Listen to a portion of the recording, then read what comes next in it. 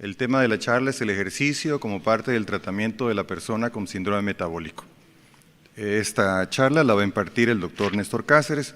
Néstor es una persona ya muy conocida, tiene 27 años de experiencia como endocrinólogo, graduado de la Universidad Evangélica de El Salvador y se graduó de nutrición en México desde hace 27 años. Así que el doctor, aparte de correr 8 kilómetros diarios de lunes a viernes, pues aparte él predica con el ejemplo, tiene una maestría de ejercicio en Barcelona y es el coordinador del programa de salud metabólica en la Escuela de Posgrado de la Universidad Evangélica. Así que un placer, Néstor. A David y a la Junta Directiva por invitarnos. Es lo bueno dejar a los amigos porque tiene todo el tiempo del mundo para terminar el congreso aquí. Antes de entrar, un amigo me preguntaba qué era un MET. El MET es una medida de ejercicio, de cómo se cuantifica la intensidad del ejercicio. En este momento ustedes todos tienen un MET. Un MET es lo que se gasta de estar sentado sin hacer nada. Entonces todos estamos haciendo ejercicio un MET. Ese un MET nos gasta aprox unas 60 calorías en alguien de 70 kilos en la siguiente hora. O sea que ni el pan dulce nos alcanza. Hace como un mes, como un año, salió publicado un artículo muy bueno, que no viene acá, en el que salió un concepto nuevo en el que se llama o se menciona como snack de ejercicio. ¿Qué es el snack de ejercicio? Es que si todos nosotros ahorita en el Congreso, que hemos estado completamente sedentarios todo el día, por cada 2 conferencias hiciéramos 20 sentadillas, o sea, 1 minuto de moverse, rompe el sedentarismo. Así que el que quiera moverse no hay problema, a mí no me inquieta, así que pueden hacer un par de pechadas ahí en lo que comenzamos. Vamos a hablar de un tema que, como comentaba con algunos colegas, desde el área de endocrinología sí sabemos de la importancia del ejercicio, pero lo vemos de una forma muy empírica, muy teórica. Entonces vamos a hacer una mezcla de lo que es fisiología del ejercicio en la aplicación a la salud. De hecho, la fisiología del ejercicio se puede aplicar a la salud o al deporte. De hecho, cuando uno revisa las guías médicas, las guías de recomendaciones de actividad física, muchos están basados en documentos de sociedades asociadas a deporte, por ejemplo. Esos son los objetivos que vamos a cumplir. El primer objetivo los he planteado como preguntas, que son más o menos las preguntas que uno se hace diariamente. ¿Todo tipo de ejercicio tiene beneficio o no? Es decir, ¿cualquier cosa que haga ganancia o no? Antes de comenzar, tenemos que hacer la distinción de lo que es actividad física y lo que es ejercicio. No es lo mismo. Si ustedes se van caminando ahorita al carro, porque ya se aburrieron, eso es actividad física. Si ustedes ahorita agarran el teléfono y subió la mano, eso es actividad física. Ejercicio es algo programado, sistemático, repetitivo. Y hay una tercera variable, que es el deporte, que es cuando se añade la competición. Entonces, ahorita vamos a enfocar la conferencia más en el área de ejercicio y en algunos momentos vamos a hablar de actividad física. Como ustedes saben, síndrome metabólico surgió hace ya varias décadas y básicamente fue por 2 motivos. Cuando nació fue por 2 motivos. Para decirnos a los médicos quién tiene riesgo de hacer diabetes y quién tiene riesgo de morirse de infarto. Literalmente eso fue. Y se vio que el síndrome metabólico duplica, cuadruplica las 2 cosas. Dentro de los criterios existen diversos, el doctor Orellana dijo la circunferencia de cintura, depende del que agarren, pero al final viene siendo, digamos, los mismos criterios o similares, aunque con puntos de corte diferentes. Todos incluyen los factores tradicionales, diabetes, hipertensión, lípidos, pero el centro es la obesidad central y la resistencia a la insulina. De hecho, si ustedes se recuerdan, en la facultad hablaban de síndrome de resistencia a la insulina.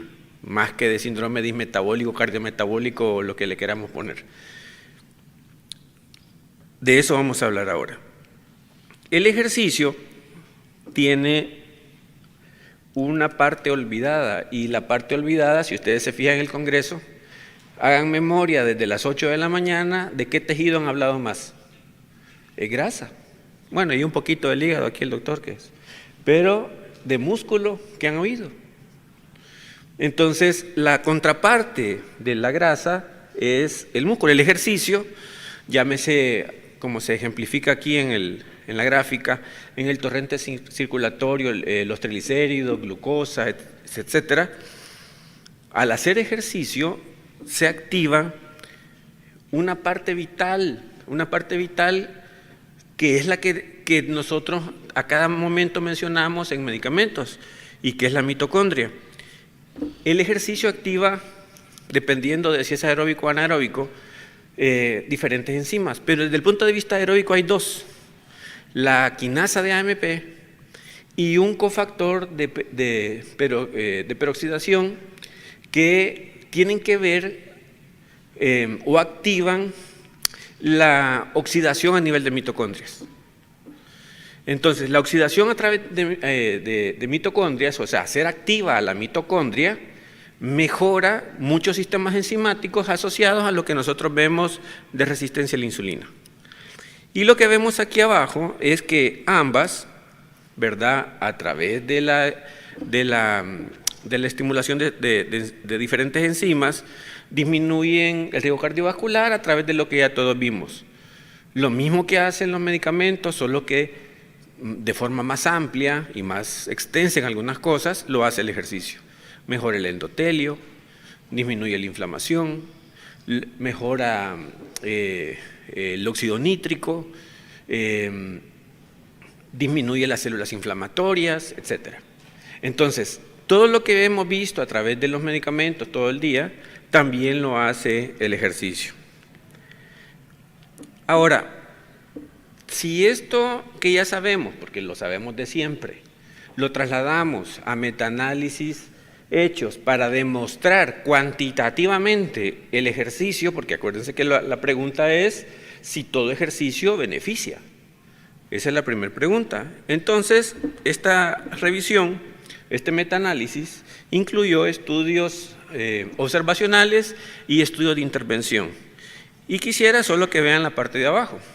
Todos los que cargan aquí teléfono, reloj inteligente y andan marcando los pasos y en la tarde ven si van en 4.000, en 7.000, en 8.000, eso salió de estudios observacionales como el que está ahí abajo. De ahí salió el tal 10.000 pasos.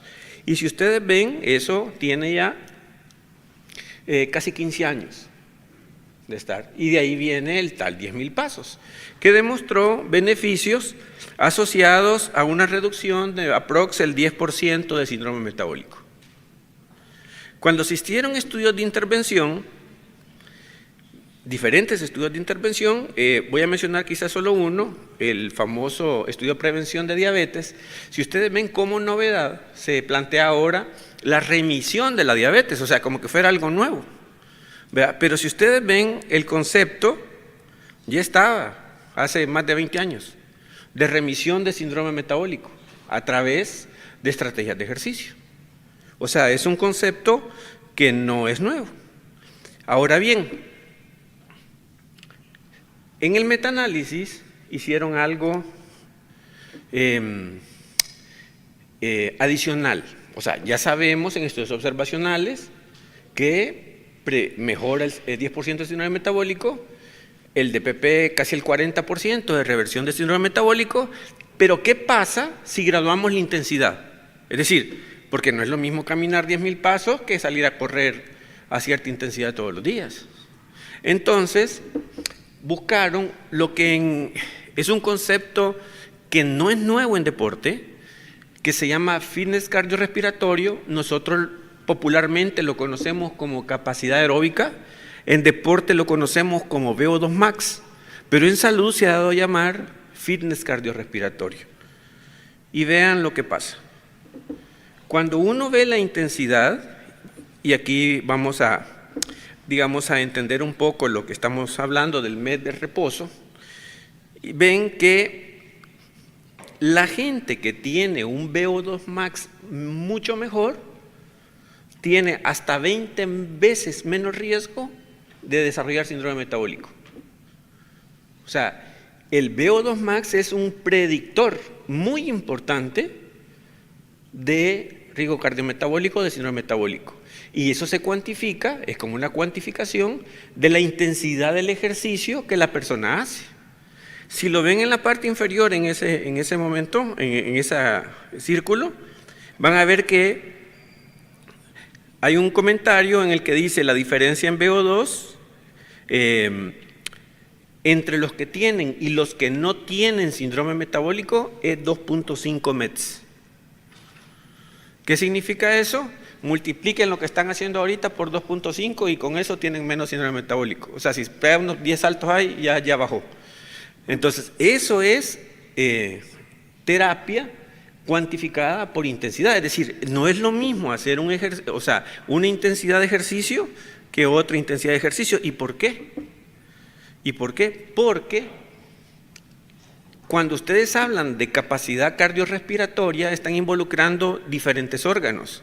El volumen sistólico, el transporte de oxígeno, la difusión pulmonar, la difusión del oxígeno a través en el músculo, la oxidación de la mitocondria, o sea, que tenga un sistema oxidativo, es decir, están involucrando diferentes sistemas, están integrando una serie de órganos que se traduce o se llama, lo que hemos dado en llamar, VO2 max. Dicho sea de paso, hoy en la mañana hacía el comentario con alguien de que, por ejemplo, en algunos países estiman el VO2 max en escolares como una medida de salud metabólica y de prevención de enfermedad cardiovascular, que se puede hacer a través de test submáximos, se llaman como el test de Cooper. Entonces, la primera pregunta es, no es igual hacer cualquier cosa de ejercicio. O sea, no es lo mismo caminar 10.000 pasos que hacer ejercicios que te exigen una intensidad superior. La siguiente pregunta es necesario, porque esto es, en la clínica es la pregunta del millón, bajar de peso con ejercicio en síndrome metabólico para disminuir que no me dé diabetes, para disminuir que no me dé infarto? Es decir, ¿es necesario bajar de peso? Veamos la respuesta. Normalmente, para que un tejido adiposo sano se haga disfuncional, se necesitan dos cosas: una ingesta calórica arriba de lo que me toca y sedentarismo o inactividad.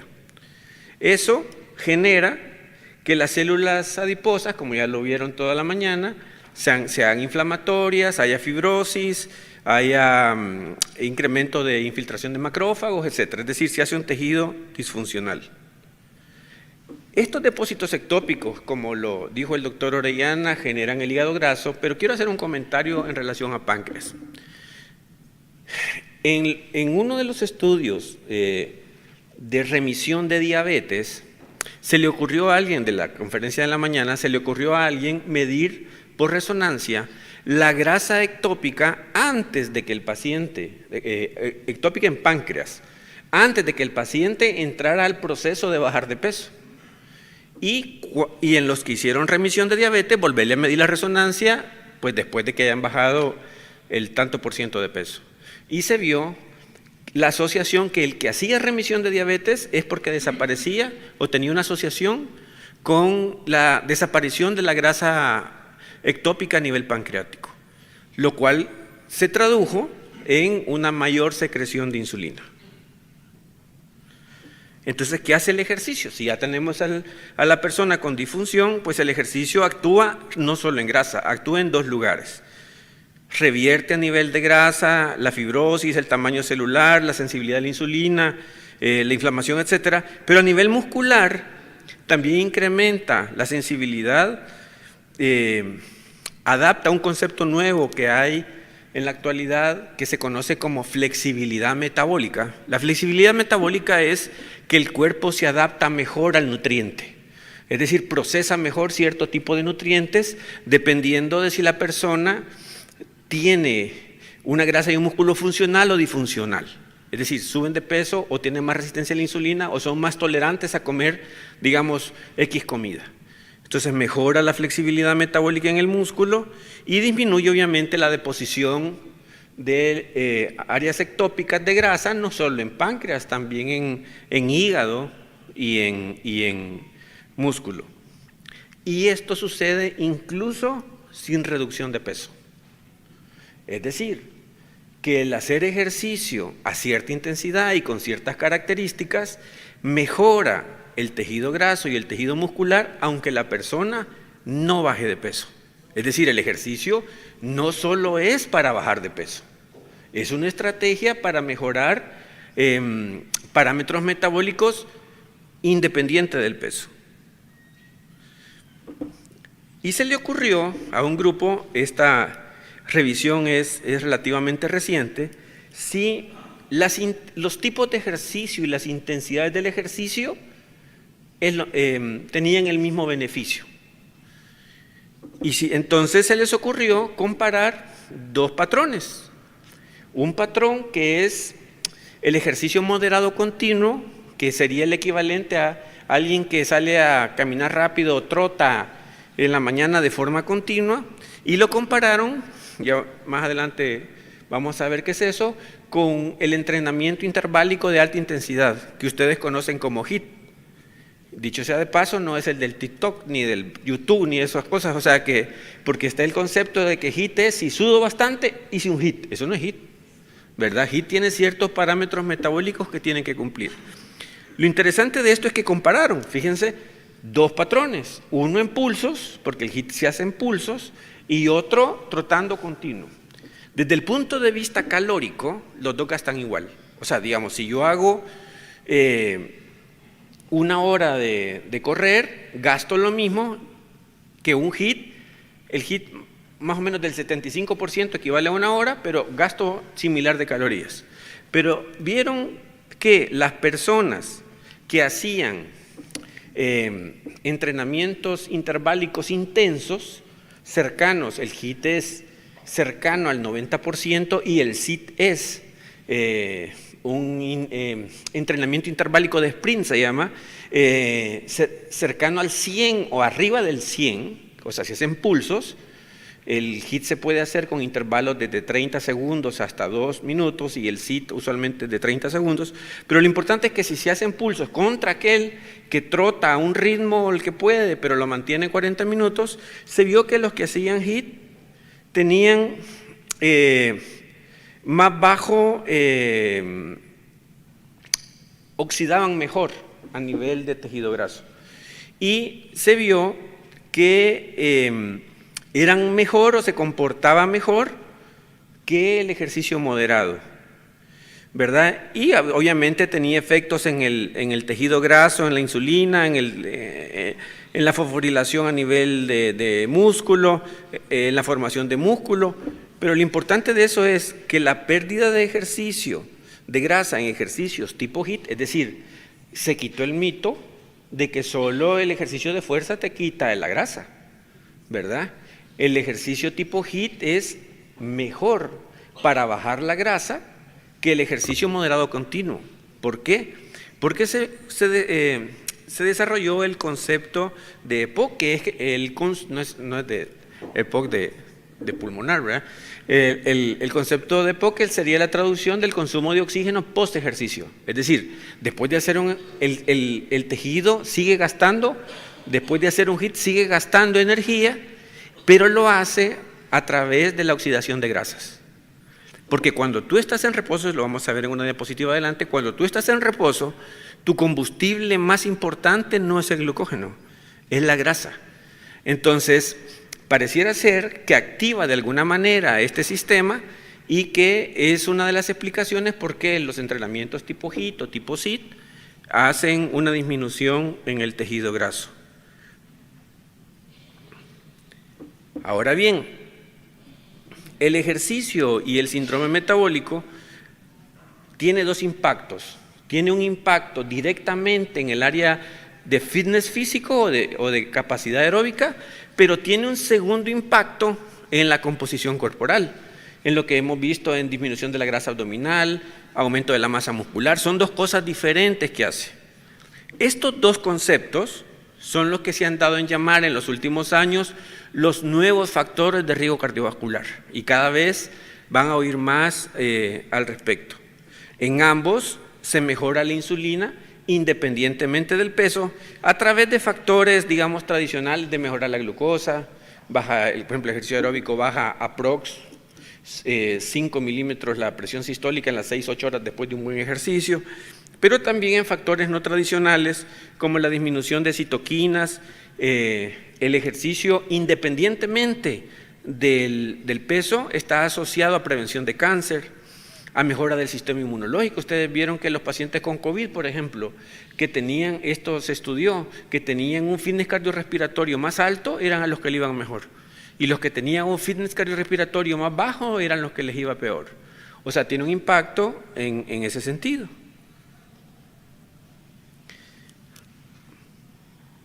Entonces, cuando hablamos de nuevos factores de riesgo, realmente el estar bien físicamente son 3 variables. Uno es la fuerza, el ejercicio de fuerza, el otro el ejercicio aeróbico y un tercero que no vamos a discutir ahora, pero es la flexibilidad. Y desde el punto de vista composición corporal, no solo es grasa, también es masa muscular, ¿verdad? Ustedes cada vez más, van a oír más, por ejemplo, de la sarcopenia y riesgo cardiovascular. Entonces tenemos que, digamos, tomar en cuenta que el músculo es tan importante como la grasa. Entonces, respondiendo a la segunda pregunta, ¿es necesario obligatoriamente bajar de peso para que me funcione? Pues no. O sea, con hacer ejercicio, independientemente de que baje o no, tengo ganancia. De hecho, por ejemplo, la presión arterial, independientemente de que sea ejercicio o no, en las siguientes 4 o 6 horas después de hacer ejercicio desciende la presión arterial. Por eso en pacientes hipertensos que lo pueden hacer se recomienda fraccionar el ejercicio en 2 veces, porque en cada hecha de ejercicio va a haber un descenso de presión arterial. La tercera pregunta, ¿todo tipo de ejercicio tiene el mismo efecto para reducir o disminuir la grasa corporal? ¿Son iguales todos? Esto salió publicado hace muy poco, ¿verdad? Y comparó los efectos del entrenamiento tipo HIIT otra vez contra el ejercicio de moderada intensidad. Recuerden que esto se ha hecho porque en los últimos años se ha puesto muy en boga este tipo de entrenamiento de alta intensidad, pero tradicionalmente fue salga a correr, salga a caminar, o sea, pero recientemente ha habido mucha evidencia de este otro tipo de entrenamiento. Y esto es solo para que vean a qué uno le llama realmente un entrenamiento tipo HIIT. HIIT no es sentar, saltar y cansarme, eso no es HIIT. HIIT es, dicho sea de paso, la cuantificación del ejercicio en el ejercicio aeróbico. Se puede utilizar la frecuencia cardíaca y ustedes dicen, ustedes verán en los teléfonos, en los relojes que dice, mire, yo llegué a la frecuencia tal, ¿y qué hiciste? A 3 abdominales. Eso para ejercicios de fuerza no sirve la frecuencia cardíaca, no sirve. ¿Por qué? Porque el ejercicio de fuerza se cuantifica de otra manera, en una manera que se llama RM, que es porcentajes de repetición máxima. Si alguien de ustedes ahorita viene y quiere levantar la tarima, se le fue a 180 y no quiere decir que gastó. Entonces la frecuencia cardíaca que a veces usamos en ejercicios de fuerza en el gimnasio porque hice 20 abdominales y yo ando bien cabal porque mi frecuencia cardíaca anda, no aplica. La frecuencia cardíaca aplica para ejercicio aeróbico. Entonces el ejercicio tipo HIIT es alcanzar en pulsos el 90% de la intensidad de la frecuencia cardíaca máxima, que ustedes saben que es 220 menos la edad, ¿verdad? Entonces, en pulsos. Y el SIT es alcanzar aprox el 100%. Entonces vieron y se hicieron Doppler carotidios y eso, y vieron algo muy interesante, que desde el punto de vista metabólico, bajar la glucosa, triglicéridos, etcétera, era lo mismo. O sea, es lo mismo que hagas un ejercicio moderado a que hagas un ejercicio interválico. Pero cuando revisaron los Doppler de carótida, vieron que era diferente. La disfunción endotelial mejoraba más con el ejercicio interválico, es decir, con el ejercicio intenso. mejoraba la rigidez y el diámetro de la arteria más que con el ejercicio moderado. Por eso ustedes ven del lado izquierdo flechas, digamos, que hacen relación a lo que estoy mencionando, que no están del lado derecho, que el mix sería el ejercicio moderado. Y repito, es como que ahorita dijéramos, la mitad trota y la mitad se va a quedar haciendo pulsos intensos de sprint, regresa, descansa, sprint, regresa, ¿verdad? O sea, que es un ejercicio diferente. Entonces, metabólicamente también es diferente. Ahora, dicho esto, tanto el ejercicio de fuerza como el ejercicio aeróbico son beneficiosos. De hecho, las guías de actividad física recomiendan ambos. Un tiempo de aeróbico y 2 sesiones de fuerza por semana. El ejercicio de fuerza mejora la síntesis de proteína a nivel muscular, evita la sarcopenia, mejora la sensibilidad a la insulina, etcétera, ¿verdad? Es mediado por una enzima diferente, son enzimas diferentes, como en el músculo es por una enzima que se conoce como mTOR, pero acuérdense que en el aeróbico es AMPK, o sea, son enzimas diferentes, sistemas energéticos diferentes. Y ambos, pues, inducen angiogénesis muscular, resistencia a la insulina y todo lo que ya sabemos. Pero, si escogiéramos entre los dos, este metaanálisis encontró que el ejercicio aeróbico, digamos, es un poco superior al ejercicio de fuerza en cuanto a síndrome metabólico, si escogiéramos entre los dos. En la realidad, algunas veces se puede comenzar con uno o se puede comenzar con el otro, dependiendo del perfil de la persona, ya vamos a ver eso, pero al final siempre se terminan con los dos. O sea que al final siempre se recomienda, cuando es posible, tanto una combinación de aeróbico con fuerza. Y esto es bien interesante. Ustedes han visto, por ejemplo, el doctor Orellana puso algo de epigenética, y el ejercicio es una de las pocas cosas que cambia la metilación del DNA para revertir en sitios promotores factores asociados a síndrome metabólico. Es decir, puede hacer cambios epigenéticos. Pocas cosas pueden hacer eso, ¿verdad? Entonces, tiene beneficios independientes a los que normalmente estamos acostumbrados. Voy a poner esto a manera de contexto para que entendamos un par de cosas que mencionaremos después. Esta es una gráfica. Esta es la gráfica que nos sucede cuando hacemos ejercicio, a todos. Lo que pasa es que es una gráfica que usualmente se usa en deporte, pero también nos pasa cuando nos subimos a una elíptica, una banda o el spinning. Desde el punto de vista metabólico, hay 3 zonas metabólicas que son 3 zonas de energía diferentes. Y esto es importante porque cada zona tiene una cosa diferente, que tiene una repercusión en la salud diferente. Si ustedes, los que son así bien pro, como dicen ahora los jóvenes, y andan los relojes estos, el más caro, el más chivo, y tienes, ¿cuántas zonas tiene? 5 zonas.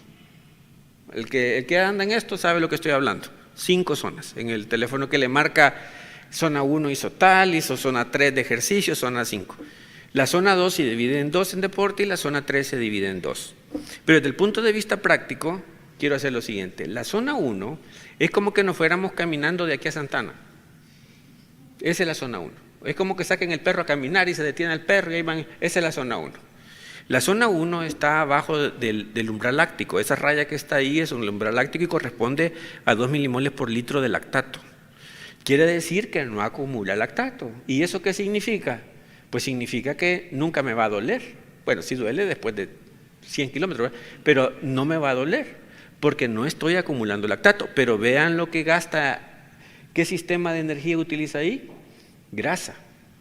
Entonces, eso es lo que se conoce como FatMax, que el FatMax es el consumo de grasa que anda prox ahí entre el 50 y el 60% del VO2 max. Entonces, esto les habrá pasado, para no herir susceptibilidades, no les pasó a ustedes, les pasó a un paciente de ustedes. O sea, que fueron al gimnasio, vieron el teléfono, el celular y sale la ISO, mano, 70% quema grasa. ¿Quién de ustedes ha visto eso? No se rían porque es cierto. O sea, entonces, ¿qué está diciendo? Que está en esa zona. Entonces, ¿qué está diciendo? Que está haciendo un ejercicio chiquito. ¿Ya? O sea, está en la zona de abajo del ejercicio. Cuando ustedes ya hacen el ejercicio moderado, que están entre la zona 2 antes de la zona 3, es el ejercicio que se recomienda realmente. Y es un ejercicio que se puede sostener un buen tiempo. Si ustedes no llegan al 4 de lactato, es decir, no llegan acá, el 4 de lactato aproximadamente estará por el 70% de la frecuencia cardíaca máxima. De hecho, así que lo calculamos en el diario, ¿verdad? El 70%. Entonces uno puede programar ejercicios por ahí y la persona los va a tolerar. Pero el HIIT y el SIT están en la zona glucolítica, están en la punta ya. Eso no se tolera, pero ni... O sea, es como que ustedes le digan a Usain Bolt, corra 100 metros y vuélvalos a correr, pero durante 20 kilómetros a la misma velocidad. Esa zona es. Pero esas zonas tienen cierta peculiaridad. ¿Se han puesto a pensar ustedes si todos los músculos que tienen son iguales? No son iguales. Los músculos tienen, digamos, dos tipos de fibra muscular, la fibra tipo 1 y la fibra tipo 2. La fibra tipo 1 que se llama lenta y la 2 rápida y la 2 se divide en dos. Pero el punto que quiero ver que vean en esta diapositiva es que cuando ustedes hacen ejercicios suavecitos, solo activan un tipo de fibra muscular, no activan todo el músculo. ¿Y por qué está esto? ¿Se han puesto a ustedes a pensar por qué pueden caminar 10.000 pasos y el músculo no se agotó? Pero si yo les digo, hagan 10.000 veces esto, a las 20 ya no subo el brazo. ¿Por qué? Porque la fibra muscular es diferente. El sóleo, por ejemplo, tiene 75% de fibras tipo 1, porque nos sirve para caminar y caminar y caminar. No todos los músculos son así. ¿Y eso qué tiene que ver? Pues que las fibras musculares también metabólicamente son diferentes. Unas gastan más glucógeno, ¿verdad? Otras gastan más triglicéridos y una tiene una actividad mitocondrial diferente. ¿Qué quiere decir? Que las respuestas metabólicas, esto explica por qué ejercicios diferentes hacen respuestas metabólicas diferentes. Entonces, ¿todo tipo de ejercicio tiene el mismo efecto para reducir o disminuir grasa? Probablemente no. La siguiente pregunta en las guías es, y lo hemos visto acá, entonces usted llega el paciente y le decimos, haga 150 minutos de ejercicio todos los días a la semana, ¿sí? ¿Eso es igual para todos? No tanto. 1 kilo de, digamos, de músculo produce aprox 13 calorías contra la grasa de 4.5 gramos de calorías por kilo de grasa. La grasa es el reservorio de energía, es como el estanque de gasolina del cuerpo. Si nosotros fuéramos a Guatemala ahorita, pero no gastáramos glucógeno, que no se puede, ¿verdad? Pero hipotéticamente hablando, sacáramos de nuestra grasa toda la energía sin usar el glucógeno, el músculo, carbohidratos, no comimos del puro nosotros, aprox por 1 kilo de grasa caminaríamos 125 kilómetros. O sea que para ir a Guatemala necesitamos 2 kilos. Por eso es que se han esforzado todo el día aquí para llegar a la meta y poder ir de vacaciones. Entonces, se ha visto que durante un ejercicio leve, la mayor fuente de energía es la grasa. Pero en los carbohidratos son la principal fuente en ejercicio intenso. Entonces, eso nos lleva a la lógica de por qué si manipulo el metabolismo de carbohidratos, porque hay más efecto de resistencia a la insulina y eso en ejercicios más intensos. Esto es solo un ejemplo para que vean de dónde sale el gasto energético total y lo de abajo es lo que les decía hace un momento. 3.5 mililitros por kilo minuto es lo que equivale a un MET.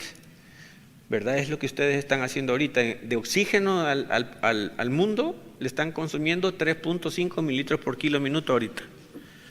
Eso es un MET. Este review es muy interesante y esta diapositiva le puede ser de mucha utilidad en la práctica diaria. Vean esto. Esto es lo que nosotros recomendamos, pero vean en la parte de arriba lo que dice. Ahí dice 150 de ejercicio moderado, que es lo que usualmente recomendamos, ¿sí? Pero miren la pérdida de peso. O sea, si alguien llega y les dice, mi doctor, yo camino 30 minutos todos los días, no va a bajar de peso por actividad física. Miren la de en medio. Para bajar de peso necesitan entre aprox 300 a 400 minutos de ejercicio moderado para bajar de peso. O sea, que depende del objetivo que quiero. Si mi objetivo es mejorar mi glucosa, pues sí, alcanza con 150 minutos.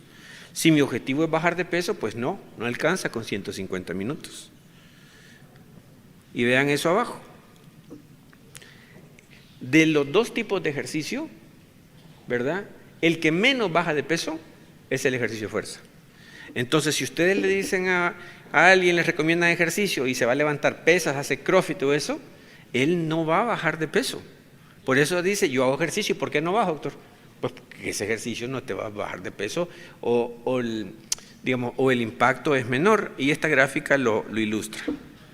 Si alguien quiere bajar de peso, ¿verdad? La mejor combinación es dieta y nutrición. Dieta y ejercicio. Luego sigue la dieta sola y por último el ejercicio. El problema de la nutrición sola, ¿cuál será? Que si ustedes quitan el estímulo muscular y solo bajan de peso muy rápido, solo con nutrición, ¿qué pasará? Se pierde el músculo. Entonces puede un paciente incluso entrar en sarcopenia. Entonces, por eso la recomendación siempre es nutrición y actividad física. Pero de los dos perfiles de ejercicio, si yo quiero que realmente alguien baje de peso, el ejercicio que más baja de peso es el aeróbico. Y vean esto, qué interesante.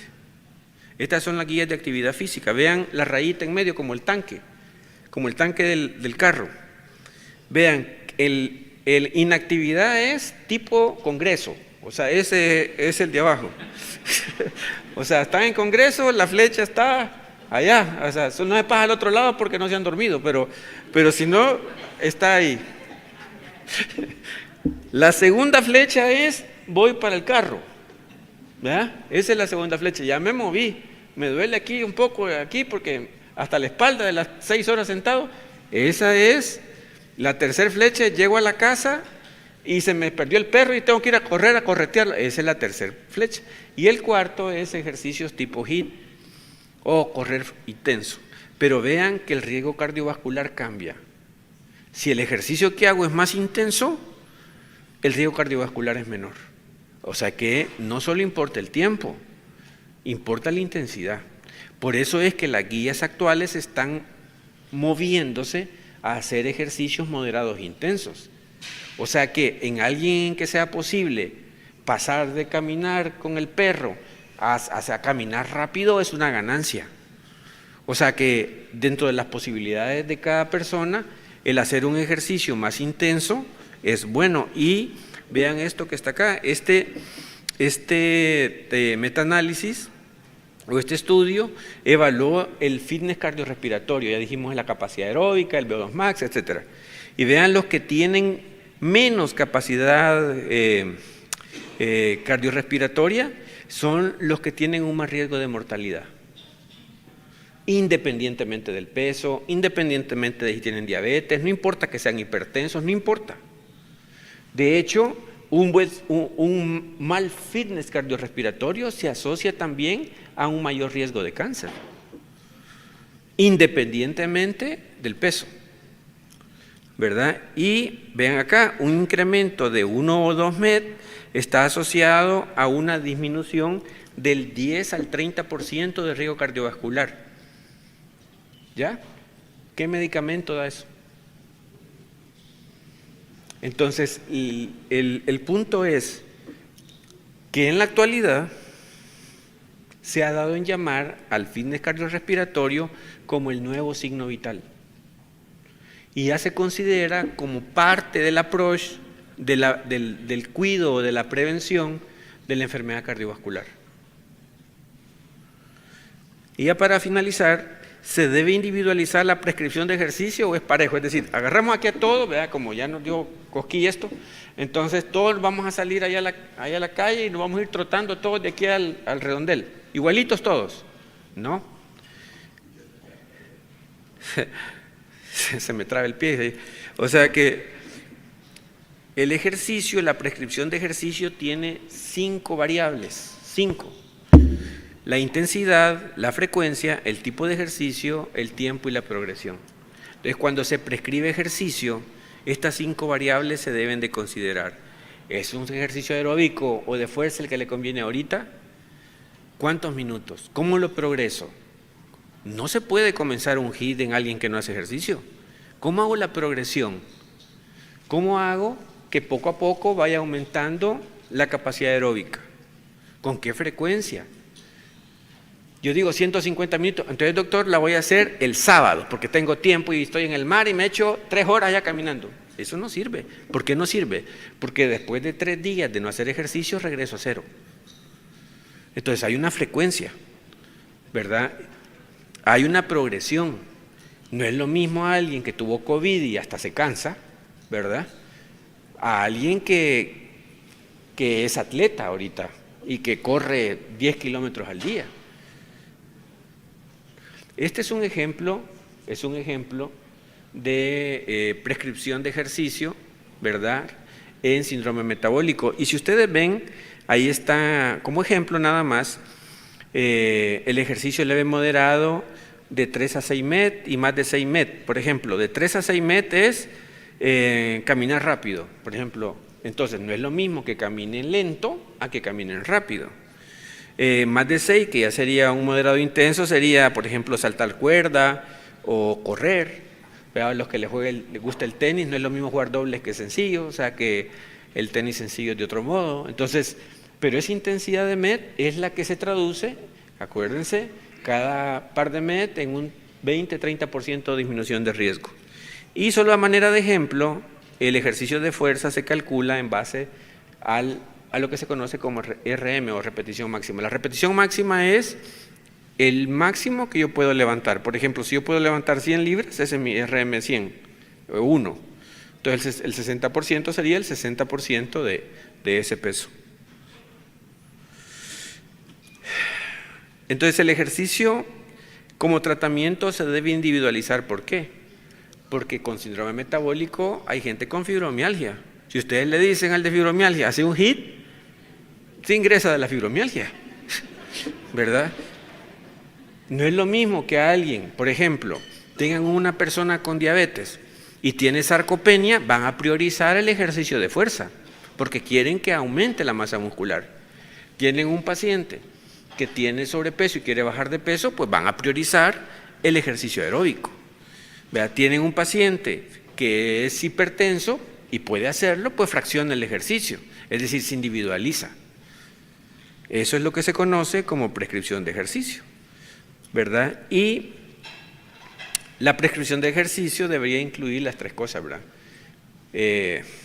La flexibilidad es muy útil, especialmente en la tercera edad, para evitar caídas, etcétera. La flexibilidad y el equilibrio, ¿verdad? Entonces, las conclusiones es, ya terminando, ¿todo tipo de ejercicio tiene un efecto metabólico beneficioso? Pues sí.